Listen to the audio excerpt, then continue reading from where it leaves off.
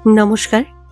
আমার কাছে দূরে দেশে বিদেশে ছড়িয়ে থাকা সকল শ্রোতা বন্ধুকে অনেক অনেক স্বাগত জানাই audio story with Moumita YouTube চ্যানেলে। আজ এই চ্যানেলে আপনাদের পড়ে শোনাব বিখ্যাত সাহিত্যিক শ্রী সমরেশ মজুমদারের লেখা একটি ভিন্ন স্বাদের খুব আকর্ষণীয় ছোট গল্প। গল্পের নাম ভেসে গেল বেহুলা। গল্প শুরুর আগে আমার পুরনো কথাগুলি আরও একবার খুব সংক্ষেপে বলে নিচ্ছি। এই চ্যানেলে যারা আমার গল্প পাঠটি শুনছেন তাদের কাছে অনুরোধ, যদি আমার পাঠ এবং পরিবেশনা আপনাদের ভালো লাগে, যদি গল্পটি ভালো লাগে একটি লাইক করবেন এবং গল্পটিকে আপনাদের প্রিয়জনের মধ্যে শেয়ার করে দেবেন। আর এখনও যারা চ্যানেলটি সাবস্ক্রাইব করেননি, যারা নতুন শুনছেন, তারা অবশ্যই চ্যানেলটি সাবস্ক্রাইব করে আমার সাথে থেকে নিয়মিত শুনতে থাকুন নতুন নতুন বাংলা গল্প। আর কথা বাড়িয়ে সময় নষ্ট করছি না, শুরু করছি আজকের গল্প ভেসে গেল বেহুলা।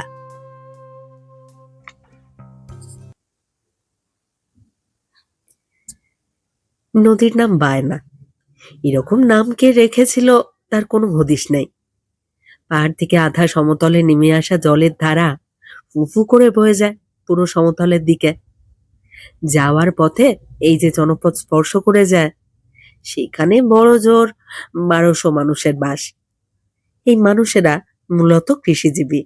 মাছ ধরে 12 মাইল দূরের হাটে বিক্রি করতে যান কেউ কেউ। 1200 মানুষের জনপদের এই ছেলেমেয়েরা স্কুল করতে যায় 3 ক্রোশ দূরের গ্রামে। শীত এবং গ্রীষ্মকালে ভ্রাম্যমান বায়োস্কোপ কোম্পানির লোকজন এসে মাঠের মধ্যে পর্দা টাঙায়, টিকিট বিক্রি করে আদ্যিকালের সিনেমা দেখায় প্রতি রবিবারে। শীতকালে থাকে প্রচুর শীত, কিন্তু শীত চলে গেল, গরম কখনো খুব জাঁকিয়ে পড়ে না। তবে গরমকালে যেমন 7 সকালে গ্রামের মানুষ বায়নার জলে প্রথম স্নান সেরে নেয়, গরম চলে গেলে তেমন তারা থাকে না। শীতের ভোরে বায়নার দুধারি যেন রাতের নিরিবিলি ছাড়তে চায় না। এইরকম সবে আলো ফোটা ভোরে দুটো কুকুর বায়নার ধারে ছটফট করতে করতে তারও স্বরে চিৎকার শুরু করলো। সেই চিৎকারে পায়ে পায়ে চলে এলো কয়েকজন বৃদ্ধ, যারা ভোরের অনেক আগেই ঘুম চলে যাওয়ায় গম্ভীর মুখে বসেছিল। কুকুরগুলো কোনোদিন এভাবে ডাকে না, আজ ডাকছে কেন? খিদের জন্য ডাকেনি? গ্রামে কেউ ঢুকেছে নাকি? ঢুকলে বায়না পেরিয়ে কেন ঢুকবে? উপাসের পাহাড় ডিঙিয়ে আসবে? এইসব সংলাপ গড়িমসি গলায় বলা বলি করে বৃদ্ধেরা বায়না নদীর ধারে এসে জলের দিকে তাকালো। সূর্য এখনো আকাশের আড়ালে, তাই জলের রং কালচে, তীর তিরিয়ে বয়ে যাচ্ছে নিচের দিকে। নদীর আয়তন বড় জোর 100 গজ। ভরা বর্ষায় টইটুম্বুর হয়ে যায়, মাঝে মাঝে দুপাশ উপচে যে না পড়ে তা নয়। বৃদ্ধেরা জল দেখতে দেখতে কুকুরদের কথা ভুলে গিয়েছিল। খেয়াল হতেই তারা দেখল ওরা ছুটে যাচ্ছে নদীর ধার ঘেঁষে ওপারের দিকে, গিয়ে কিছুক্ষণ চেঁচামেচি করে আবার ফিরে আসছে। বৃদ্ধদের মনে কৌতূহল এলো। তারা জলের ধার দিয়ে খানিকটা এগিয়ে ওর মুখের দিকে তাকালো, তারপর তড়িঘড়ি করে চলে গেল সেই অকুস্থলে। জল যেখানে পাড়ে এসে আলতো ছুঁয়ে ফিরে যাচ্ছে, সেখানে শুয়ে আছে এক মহিলা। তার মুখ নিচের দিকে, শরীর থেকে কাপড় অনেকটাই সরে সরে গিয়েছে। বৃদ্ধেরা বুঝতে পারল না দেহে প্রাণ এখনো আছে কিনা। সবচেয়ে প্রবীণ বৃদ্ধ বলল, বহুকাল পরে মোড়া ভেসে এলো। দ্বিতীয় বৃদ্ধ বলল, হ্যাঁ, অনেকদিন পরে। তৃতীয় জন সামান্য ঝুঁকে কিছু দেখার চেষ্টা করে বলল, মনে হয় সাপে কামড়েছিল, তাই ভাসিয়ে দিয়েছে, এখনো শরীরে পচন ধরেনি। চতুর্থ জন বলল, তাহলে ঠেলে স্রোত ধরিয়ে দাও, ভেসে যাক, যদি যেতে যেতে প্রাণ ফিরে আসে শরীরে। কিন্তু কাকা, আগে দেখো সত্যি কোনো সাপে কামড়েছিল কিনা। শুধু শুধু শরীর পচিয়ে জলে বিষ ছড়ানো কি উচিত কাজ হবে? যে বলল তার দিকে ঘুরে তাকালো বৃদ্ধেরা। এই ছেলেকে অপছন্দ করে গ্রামের যত লোক, পছন্দ করে তার চেয়ে ঢের বেশি। লোকে তাকে ডাকে সিনেমা ভাই বলে। শনিবার বিকেলে সরঞ্জাম নিয়ে আসে গ্রামে। হরিবাবুর বাড়ির বাড়িতে দুটো রাত থাকে। রবিবারে বায়োস্কোপ দেখিয়ে সোমবারে ভোরে চলে যায় অন্য গ্রামে। এর আগে কি জলে ভাসা মোড়া দেখেছো সিনেমা ভাই? এক বৃদ্ধ জিজ্ঞাসা করলেন। সঙ্গে সঙ্গে মাথা নাড়ল সিনেমা ভাই। তা দেখিনি, তবে এটা জানি, শরীর থেকে প্রাণ একবার বেরিয়ে গেলে আর ফিরে আসে না। সবচেয়ে প্রবীণ বলল, হুম, কথাটা খুবই সত্য।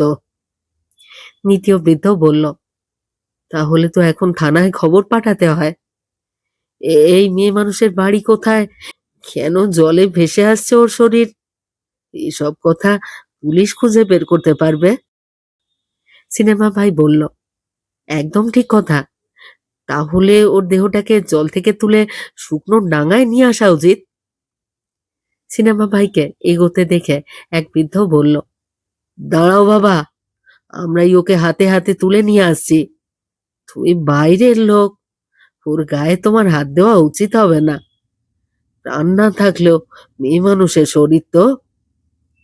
সিনেমা ভাই স্থির হলে বৃদ্ধেরা মহিলার হাত পা ধরে জল থেকে তুলে শুকনো মাটিতে শরীর নিয়ে এলো। কুকুরগুলো অচেনা মহিলার শরীর দেখে আবার চিৎকার শুরু করলে ধমক দিয়ে থামিয়ে বৃদ্ধেরা স্থির করলো, এবার গ্রামের দুজন অল্প বয়সী যুবককে সাইকেলে থানায় পাঠানো উচিত। সিনেমা ভাইয়ের সঙ্গে এক বৃদ্ধকে মহিলার দেহের পাশে রেখে অন্যেরা গ্রামের ভিতরে চলে গেলেন। সিনেমা ভাই বলল, কতক্ষণ আর এভাবে দাঁড়িয়ে থাকবেন? বালি শুকনো আছে, বসে পড়ুন, কাপড় নষ্ট হবে না। বলছো? আমার আবার হাঁটুতে ব্যথা, বেশিক্ষণ দাঁড়াতে পারি না। বৃদ্ধ পা ছড়িয়ে বালিতে বসে পড়ে। তারপর মহিলার মুখের দিকে তাকিয়ে বলল, আহা, কি কপাল! ভগবান দুহাত উজাড় করে রূপ দিয়েছিলেন, কিন্তু তা কপালে সইল না। স্বামী সন্তানদের কি অবস্থা কে জানে? কেন তারা ওকে জলে ভাসিয়ে দিল? সাপে কামড়ালে তবেই তো শরীর জলে ভাসায়। আহা, আপনি স্বামী সন্তানের কথা বলছেন? দেখুন তো ওর সিঁথিতে সিঁদুর আছে কিনা। ওকে তো হিন্দুর মেয়ে বলেই মনে হচ্ছে। ভালো করে লক্ষ্য করতে করতে সিনেমা ভাই বলল। বৃদ্ধ একটু ঝুঁকে মহিলার সিঁথি এবং কবজি লক্ষ্য করে মাথা নাড়লেন। না, জলে ভিজে ভিজে হয়তো সিঁদুর মুছে গেছে। শাঁখা নোয়া কেন নেই? সিনেমা ভাই কথা শেষ করতে পারল না। দেখলো বৃদ্ধের চোখ বেশ বড় বড় দেখাচ্ছে, মুখ হাঁ হয়ে গেছে। সিনেমা ভাই জিজ্ঞাসা করলো, কি হয়েছে দাদু? নড়লো, নড়ে উঠল। বৃদ্ধ অস্পষ্ট গলায় বলল, নড়ে উঠল, আমি দেখতে পেলাম, আঙুল নড়ে উঠল। সিনেমা ভাই মহিলার আঙুলের দিকে তাকালো। সরল ভঙ্গিতে শরীরের পাশে যে হাত দুটো পড়ে আছে তাতে প্রাণের কোনো স্পন্দন নেই। নির্ঘাত ফুল দেখেছে বৃদ্ধ। সে বলল, কিছুক্ষণ তাকিয়ে দেখুন, দেখুন তো আবার আঙুল নড়ছে কিনা। বৃদ্ধ খানিকক্ষণ তীক্ষ্ণ চোখে তাকিয়ে থেকে শেষ পর্যন্ত মাথা নাড়ল। না, এখন নড়ছে না, কিন্তু তখন নড়ছিল, আমি স্পষ্ট দেখেছি। আপনাদের গ্রামে কি ডাক্তার আছে? সিনেমা ভাই জিজ্ঞাসা করলো। ডাক্তার? না না, নেই। প্রফুল্ল আছে, হোমিওপ্যাথি করে।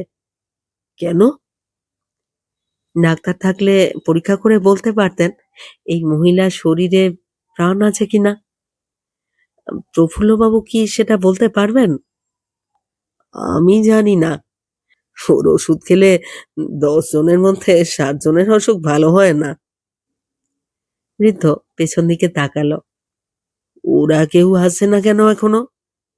ওকে তো একা ফেলে রেখে যেতে পারি না। একা কেন? একা কেন বলছেন? আমি তো আছি। আপনি সবাইকে বলুন যে ওর আঙুল নড়তে নিজের চোখে দেখেছেন।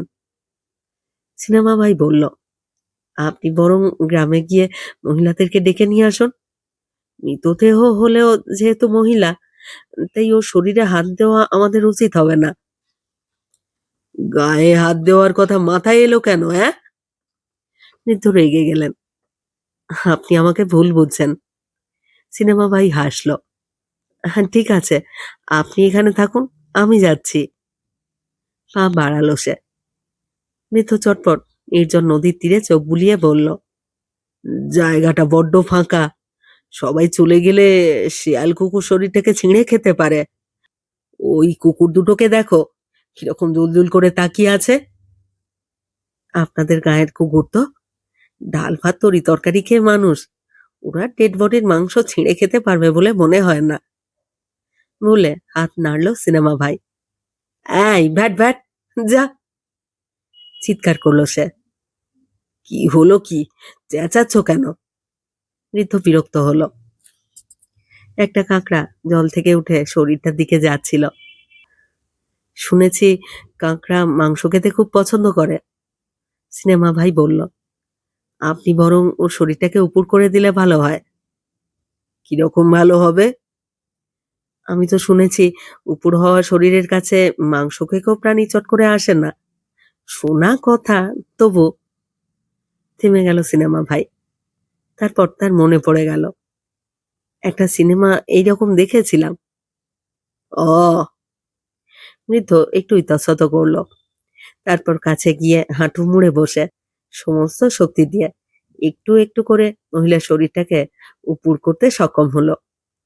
তারপর বৃদ্ধ নিচু গলায় বলল, উফ, কি ভারী! বৃদ্ধ দূরে সরে যেতেই মহিলার মুখ থেকে বেশ খানিকটা জল হুড়মুড়িয়ে বেরিয়ে এলো। বেরিয়ে পাশের বালির উপর কয়েক সেকেন্ড স্থির হয়ে নিচে চলে গেল। সিনেমা ভাই উত্তেজিত হয়ে বলল, ওর পিঠে চাপ দিন, পিঠে চাপ দিন, শিগগির চাপ দিন। হ্যাঁ, পিঠে? আমি? আমার ঘরে খুব অশান্তি হবে, আমি পারবো না। মৃত সজোরে মাথা নাড়ল। সিনেমা ভাই প্রায় দৌড়ে মহিলার পাশে গিয়ে দুটো হাতে পিঠে চাপ দিতে লাগলো। বৃদ্ধ বিস্ফারিত চোখে দেখছিল। বলল, করছো কি? বেশ কয়েকবার চাপ দেওয়ার পর আবারও অনেকটা জল পেরিয়ে এলো মহিলার মুখ থেকে। কিন্তু তারপর ভাগের মতো স্থির হয়ে পড়ে রইল মহিলা। ডুবে গিয়ে জল খেয়েছিল, সেইটা এখন বেরিয়ে এলো। প্রাণ তো দেহ থেকে বেরিয়ে গিয়েছে অনেক আগে। তুমি বাবা সরে এসো ওখান থেকে। মৃত কথাগুলো বলে শ্বাস ফেললো জোরে। এসে গেছে, ওরা এসে গেছে। যেসব বৃদ্ধ গ্রামে গিয়েছিল তাদের কয়েকজন ফিরে এসেছে আরো অনেককে নিয়ে। হই হই করে এসে লোকজন মহিলার দেহকে ঘিরে দাঁড়ালো। হাঁটু মুড়ে বসে কেউ কেউ ভালো করে মুখ দেখবার চেষ্টা করে মাথা নাড়ল। না, এর আগে কেউ এই মহিলাকে দেখেনি। নিশ্চয়ই মহিলাকে কোনোভাবে মেরে নদীর জলে ভাসিয়ে দেওয়া হয়েছে। কেউ কেউ বলল, মারল কিভাবে? মুখে গলায় মাথায় হাতে কোনো ক্ষত তো দেখা যাচ্ছে না। মনে হয় আত্মহত্যা করেছিল মহিলা। কেন? কেন আত্মহত্যা করবে? চোখ মুখ দেখে তো ভালো ঘরের মেয়ে বলে মনে হচ্ছে। কিন্তু কানে বা হাতে কোনো দুল বা চুড়ি নেই কেন? খুন নাকি আত্মহত্যা, এই নিয়ে যখন কলহ শুরু হয়ে গেল, তখন সিনেমা ভাই বলল, একটা সিনেমার কথা মনে পড়ছে দাদা। এখন সিনেমার গল্প শোনাবে নাকি? একজন খিঁচিয়ে উঠল। না না, সেই সিনেমায় এরকম একটা মেয়ে মানুষের শরীর নিয়ে খুব একটা সমস্যা হয়েছিল। লোকজন পুলিশকে খবর দিয়েছিল, তারপরেই কাল হলো। কিরকম কিরকম? খুনিকে ধরতে না পেরে যারা খবর দিয়েছিল তাদের কয়েকজনকে পুলিশ ধরে সদরে চালান দিয়েছিল। তারা ঘানি ঘুরিয়েছিল কয়েক বছর। সর্বনাশ! প্রবীণতম বৃদ্ধ চোখ বড় করল। এই দেখো তো, ওরা সাইকেলে চেপে থানায় চলে গিয়েছে নাকি? দুই তরুণ এগিয়ে এলো। একজন বলল, এই তো যাচ্ছি। যাওয়ার আগে ওকে চোখের দেখা দেখে গেলাম। যদি পুলিশ জিজ্ঞাসা করে। ঠিক আছে, থানায় যাওয়ার আর দরকার নেই। তারপর সামান্য চুপ করে থেকে হাত তুলে লোকজনকে থামিয়ে প্রবীণতম বৃদ্ধ বলল, এই শোনো, শোনো সবাই, এই মেয়ে ছেলে আমাদের কারোর চেনা নয়। ওর মরে যাওয়া শরীরের জন্য যদি পুলিশ আমাদেরকে জেলে পাঠায়, তাহলে তো সর্বনাশ হয়ে যাবে, তাই না? সবাই একমত হয়ে মাথা নাড়ল। এক বৃদ্ধ জিজ্ঞাসা করলো, তাহলে তাহলে ওই শরীরটার কি হবে? প্রবীণতম বৃদ্ধ বললেন, যেমন জলে ভেসে এসেছিল তেমনই ভেসে চলে যাবে। এই এলাকা ছাড়িয়ে নদীর জল যদি ওকে নিয়ে যায়, তাহলে আমাদের কেউ কিছু বলতে পারবে না। নাও নাও, আর দেরি করো না, স্রোতে ভাসিয়ে দাও। এই সময় একজন মিনমিন করে বলল, বলছি কি, মুখে একটু আগুন দিয়ে দিলে হতো না? কথাটা শুনে অনেকেই সমর্থন করলো। হাজার হোক হিন্দু মেয়ে মানুষ, মুখে আগুন দিলে শেষ কাজটা মোটামুটি একরকমের হয়ে যায়। প্রবীণতম বৃদ্ধ মাথা নাড়লেন, কিন্তু যদি হিন্দু না হয়, মুসলমান না হোক, খ্রিস্টান তো হতে পারে। তা অবশ্য ঠিক। তাহলে তো মুখে আগুন দেওয়া যাবে না, কি কি বলো তোমরা? প্রবীণতম বৃদ্ধ প্রশ্ন করল। হ্যাঁ, ঠিক ঠিক ঠিক, অনেকেই বলল। প্রবীণতম বৃদ্ধ বলল, তাহলে আর দেরি করা কেন? সূর্য তো উঠে গেছে, জয় মা বলে ভাসিয়ে দাও শরীরটাকে। কথাগুলো বলে বৃদ্ধ আর দাঁড়ালো না। গ্রামের দিকে হাঁটতে শুরু করলে অনেকেই ওকে অনুসরণ করলো। চারজন কম বয়সী মানুষ মহিলার শরীরটাকে চিৎ করলো। শেষবার দেখে নিল সবাই। না, কেউ মহিলাকে চিনতে পারল না। একজন চেঁচিয়ে বলল, বলো হরি, হরি বল, বলো হরি, হরি বল। বাকিরা বেশ আবেগের সঙ্গে শব্দ চারটে উচ্চারণ করলো। দুজন দুটো পা, দুজন দুই কান ধরে জলের গায়ে শরীরটাকে নামাতে এক বৃদ্ধ চিৎকার করে উঠল, আরে আরে, নামালি কেন? নদীর মাঝখানে নিয়ে গিয়ে ছেড়ে দে ওকে। কাঁধের দিকটা যারা ধরেছিল তারা নিচু হয়েই আবার সোজা হলো। একজন অন্যজনকে জিজ্ঞাসা করলো, এই, তুই কি কিছু দেখলি? হ্যাঁ, মনে হলো তো, কিন্তু যাকে প্রশ্ন করা হয়েছিল সেই কথা শেষ করবার আগে মহিলার মুখ হাঁ হলো, ঠোঁটটা নড়ে উঠল। সঙ্গে সঙ্গে যে চারজন শরীরের দুপাশে দাঁড়িয়েছিল তারা লাফিয়ে উপরে উঠে এলো। একজন চেঁচিয়ে বলল, আরে মরেনি, মরেনি, বেঁচে আছে, আমি দেখলাম বেঁচে আছে। শোনা মাত্র সবাই একটু দূরে সরে গেল। মহিলার বুক এবার ওঠানামা করছে, সেটা দেখা মাত্র সবাই নদীর ধার থেকে গ্রামের দিকে দৌড়তে লাগলো। আতঙ্কিত মুখগুলোতে যেন ভূত দেখার অভিব্যক্তি, কিন্তু কেউ আর নদীর কাছাকাছি থাকতে চাইল না। মানুষরা যখন দল বেঁধে এসেছিল তখন খানিকটা দূরে সরে গিয়েছিল সিনেমা ভাই। সেখানে দাঁড়িয়ে সে সবটা দেখলো এবং শুনল। মানুষরা যখন দুধদার করে পালিয়ে গেল তখন সে মহিলাকে লক্ষ্য করতেই চমকে উঠল। হ্যাঁ, মহিলার শরীর নড়ছে। বুঝতে অসুবিধা হলো না, খুব শারীরিক কষ্ট হচ্ছে মহিলার। খানিকক্ষণ দেখে সে অনুমান করলো এটা কোনো ভৌতিক ব্যাপার নয়, জ্ঞান হারিয়ে থাকা মহিলার জ্ঞান ফিরে আসছে। সিনেমা ভাই দুপাশে তাকালো, কোনো মানুষ নদীর পাড়ে নেই, এমনকি সেই কুকুর দুটো ফিরে যাওয়া মানুষদের পিছু পিছু চলে গেছে। মহিলার দিকে তাকিয়ে কৌতূহল তীব্র হলো। সিনেমা ভাই পায়ে পায়ে মহিলার পাশে এসে দাঁড়াতেই চমকে উঠল। মহিলার দুই চোখ কাত খোলা, সেখানে যন্ত্রণার ছাপ ফুটে উঠেছে।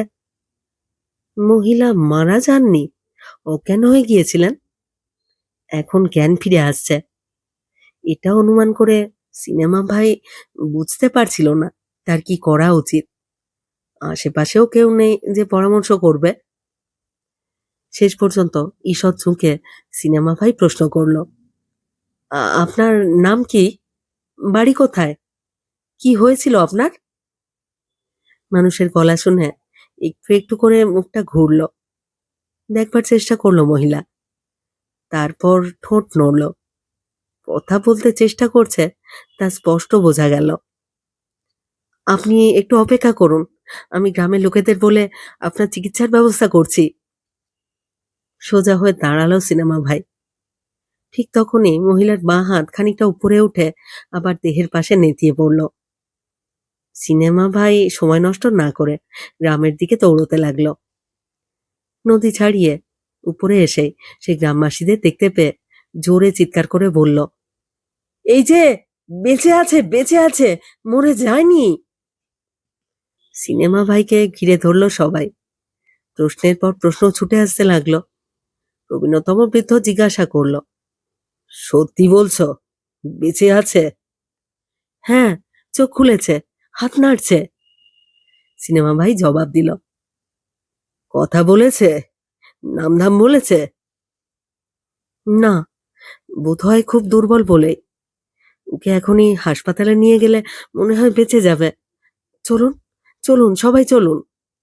সিনেমা ভাইয়ের বলবার ভঙ্গিতে এমন উত্তেজনা ছিল যে সবাই নদীর দিকে পা বাড়ালো। নদীর জল সামান্য বেড়ে যাওয়ায় মহিলার পায়ের পাতা ছুঁয়ে যাচ্ছে ঢেউগুলো। অর্ধবৃত্তাকারে মহিলার চারপাশে দাঁড়িয়ে সেন দৃষ্টিতে সবাই লক্ষ্য করতে চাইল প্রাণের স্পন্দন বোঝা যায় কিনা। প্রবীণতম বৃদ্ধ বলল, যা দেখে গিয়েছিলাম সেই রকমই তো দেখতে পাচ্ছি। ওহে, তুমি সত্যি কথা বলছো তো? মায়ের দিব্যি, আমি নিজের চোখে দেখেছি। ওর একটা হাত একটু উপরে উঠল, জোর দিয়ে বলল সিনেমা ভাই। যে চারজন শরীরটাকে বহন করেছিল তারাও জোর দিয়ে জানালো তারাও মহিলা শরীরে প্রাণের প্রমাণ পেয়েছে। প্রবীণতম বৃদ্ধ মাথা নাড়লেন। কেউ একজন ওর বুকে কান রেখে দেখো তো, বুকের আওয়াজ শুনতে পাও কিনা। সবাই ওর মুখের দিকে তাকালো, কিন্তু কেউ এগুলো না। অচেনা অজানা একজন যুবতীর বুকে মাথা রাখতে সবাই সংকোচ বোধ করছে, তা স্পষ্ট হলো। শেষ পর্যন্ত প্রবীণতম বৃদ্ধ সিনেমা ভাইকেই বললেন, ওহে, তুমি তো বাইরের লোক, এই মেয়ে মানুষও তো বাইরে থেকেই এসেছে, কেউ চেনে না। তুমি পরীক্ষা করে দেখো তো, দেহে প্রাণ আছে কিনা। সিনেমা ভাই এগিয়ে গিয়ে মহিলার গলার পাশের শিরা পরীক্ষা করে মাথা নাড়ল। না, নেই। ওভাবে বোঝা যায়? যায়। সিনেমা ভাই মাথা নাড়ল। একজন প্রৌঢ় এগিয়ে এসে দাঁত মাজার দাঁতন দিয়ে মহিলার পেটে সজোরে খোঁচা দিল, কিন্তু কোনো প্রতিক্রিয়া হলো না। তাই দেখে আরো কয়েকজন সক্রিয় হলো। যে যা হাতে পেল তাই দিয়ে মহিলার পা এবং শরীরের মধ্যভাগে খোঁচাতে লাগলো। তাই দেখে সিনেমা ভাই চিৎকার করে উঠল, আরে, কি করছেন আপনারা? থামুন, থামুন। গলায় ধমক ছিল, তাই লোকজন সরে এলো খানিকটা দূরে। প্রবীণতম বৃদ্ধ বলল, তাহলে তাহলে আর কি করা যাবে? আমরা ওই দেহ দাহ করলে পুলিশ তো কৈফিয়ত চাইবে, ধরেও নিয়ে যেতে পারে। তাই জলে যেমন ভেসে এসেছিল তেমনই জলের স্রোতে চলে যাক। ভাসিয়ে দাও, ভাসিয়ে দাও মাঝ নদীতে নিয়ে গিয়ে। কয়েকজন তৎপর হলো।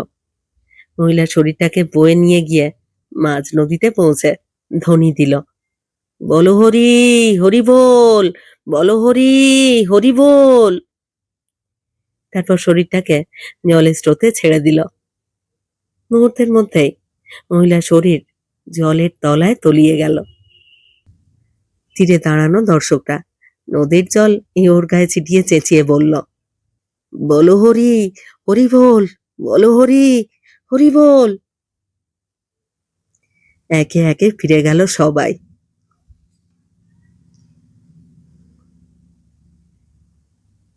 রাত্রে মাঠ ভরে গেল দর্শকে। মাত্র 2 টাকা দর্শন মূল্য। সিনেমা ভাইয়ের সাহায্যকারী একজন কিশোর দর্শন মূল্য সংগ্রহ করবার পর ছোট পর্দায় বায়োস্কোপ দেখানো শুরু করলো সিনেমা ভাই। বিশাল নদীর বুকে কলার ভেলায় শুয়ে আছে প্রাণহীন লক্ষিন্দরের দেহ।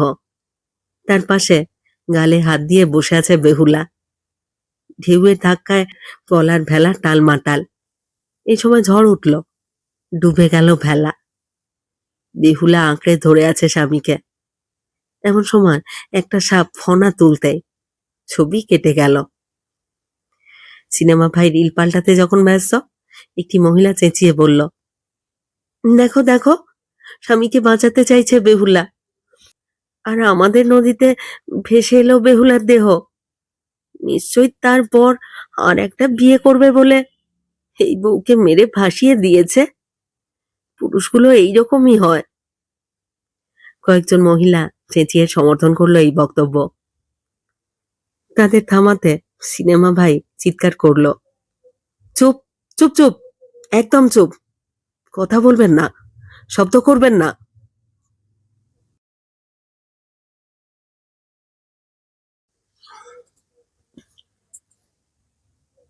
শেষ হলো আজকের গল্প। শ্রী সমরেশ মজুমদারের লেখা গল্প ভেসে গেল বেহুলা। কেমন লাগলো আজকের গল্পটি? কেমন লাগলো তা অবশ্যই কমেন্ট বক্সে আমাকে লিখে জানান। আপনাদের মতামতের অপেক্ষায় রইলাম। আপনাদের মতামত আমার কাছে অত্যন্ত মূল্যবান। আপনাদের মতামত আমার এগিয়ে চলার অনুপ্রেরণা। সবাই খুব ভালো থাকুন, সাথে থাকুন। ফিরে আসছি খুব শীঘ্র নতুন গল্প নিয়ে।